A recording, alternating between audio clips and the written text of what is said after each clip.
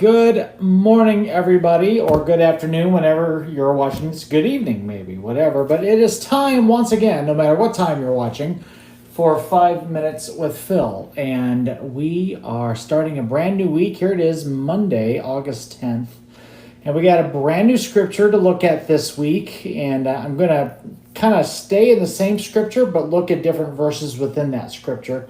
And this is a miracle that Jesus did in the book of Mark, chapter 8. Mark, chapter 8. And I'm going to start in verse 22, and I'm going to go to verse 26. So just about 5 verses is all. But there's a lot of cool stuff here that I want to show you. Okay, you ready? Listen to this miracle. Here's what it says. They came to Bethsaida, and some people brought a blind man, and they begged Jesus to touch him. He took the blind man by the hand and led him outside the village. When he spit on the man's eyes and put his hands on him, Jesus asked, "Do you see anything?" He looked up and he said, "I see people, and they look like trees walking around." Once more, Jesus put his hands on the man's eyes. Then his eyes were opened, his sight was restored, and he saw everything clearly. And then Jesus sent him home, saying, "Don't go into the village." Now, that's the whole story, but I want to focus on the very first verse, verse 22, okay? And I'm going to try to write it out here on this video for you too. It says, they came to Bethsaida, and some people brought a blind man, and they begged Jesus to touch him. They begged Jesus to touch him. Here's what's cool about this scripture, okay? Now, we just read the whole story.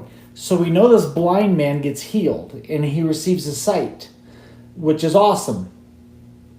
But the blind man didn't pray.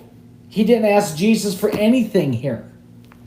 And I'm sure he wanted his sight restored, don't get me wrong, but nowhere in this story do we have any record of this man asking Jesus to do anything.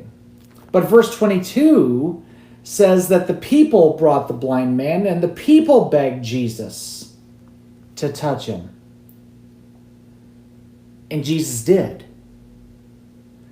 I want to talk to those of us today that might be a little bit discouraged because you're praying for somebody else and you haven't seen the results that you want to see yet. I want to talk to those people who maybe you're praying for somebody and it doesn't even seem like they want any part of what you're praying for. And here's what I know. When God's people agree together in prayer, God moves.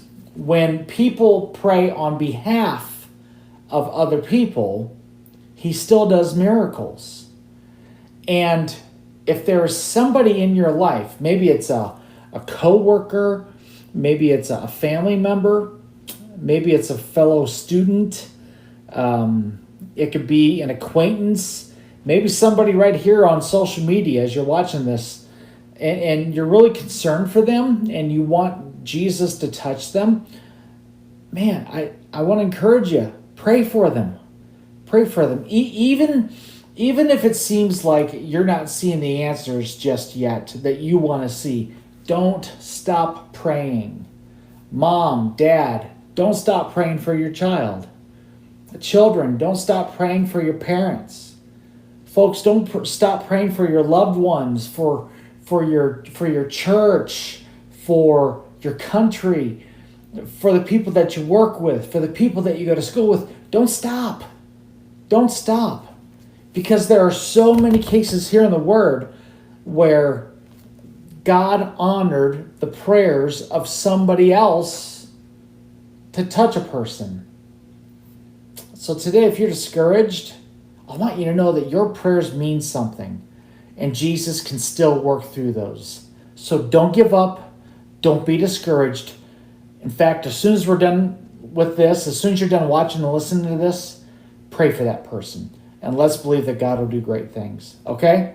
Thank you for watching. We'll see you tomorrow. We're going to continue where the story leaves off. God bless.